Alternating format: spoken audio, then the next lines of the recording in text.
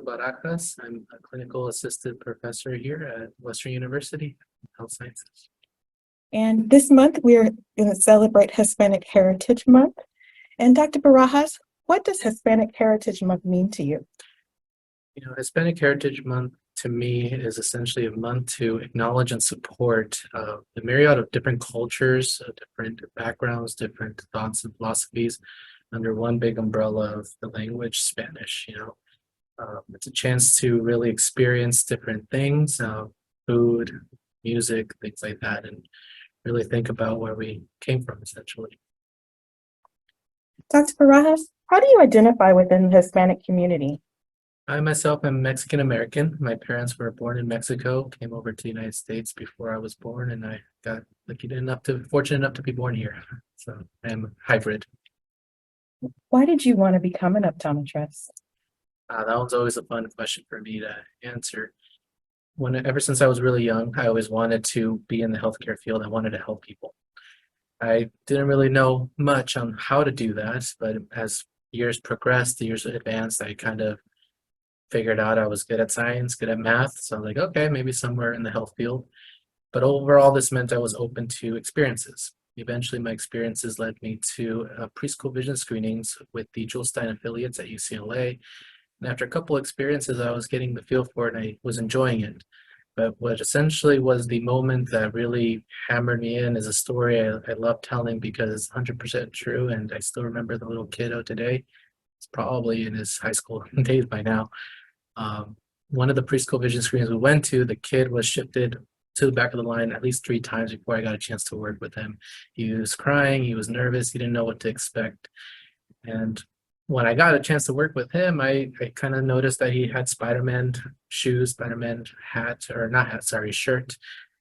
But we connected. We started playing around with that. And eventually, when it came to his visual acuities, I ended up playing the pirate game with him. We covered an eye patch, and with a pirate accent, we went ahead and go, all right, matey, what letter is that one over there? And he played along with it. He loved it. He enjoyed it. And he finally passed this preschool examination.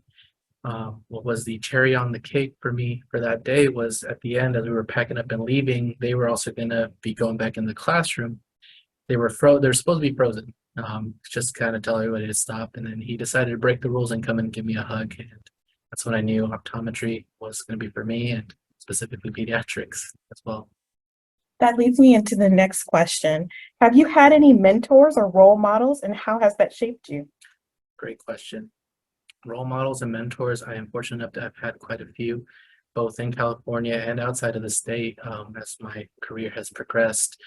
I've had also friends who are not in the same career path as me, kind of have aspects of their lives that modeled me, shaped me. But at the end of the day, the people that are top of my list are going to be both my parents. Just the idea of coming to a country thousands of miles away from where they were born, not really having anything but the clothes on their back and starting fresh, especially in a place where language was a huge barrier, just knowing the way around. That showed me a huge amount of fortitude, a huge amount of strength that I wish to have at least, if anything, maybe 10% of that in my lifetime. So they're by far my biggest role models. What in your family structure influenced you or drove you into the medical field? Another good question. I'm the oldest in my family. That being said, I was the one that got to do and experience a lot of new things, like a trailblazer of sorts.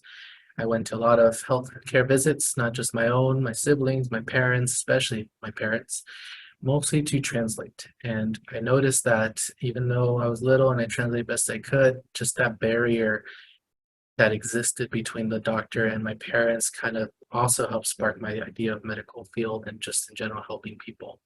So it's those experiences, the idea of trailblazing and just wanting to bridge that gap is kind of what inspired me to be in the health field in general. And lastly, do you have any cultural traditions that are important to you and your family? That's a fun question. We have a couple of them, but the one that's always fondest in my memory will be every time around Christmas time. Maybe I'm thinking this might be possibly more of a Mexican culture, maybe just a general Hispanic culture thing. But our celebration for Christmas time is 2 days, the 24th and the 25th, and we go pretty hard on the parties. We love to eat delicious food, tamales, everything you can think of under the sun. But specifically for my family, we like to go out on a night walk as we wait until midnight to celebrate Christmas. So we stay up just like it would be for New Year's.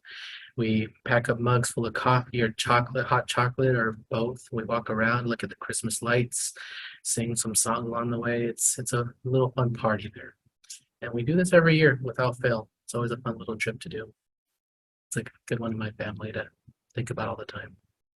Well, thank you, Dr. Barajas, for sharing with us today, and we greatly appreciate you and have a wonderful day. Thank you for having me.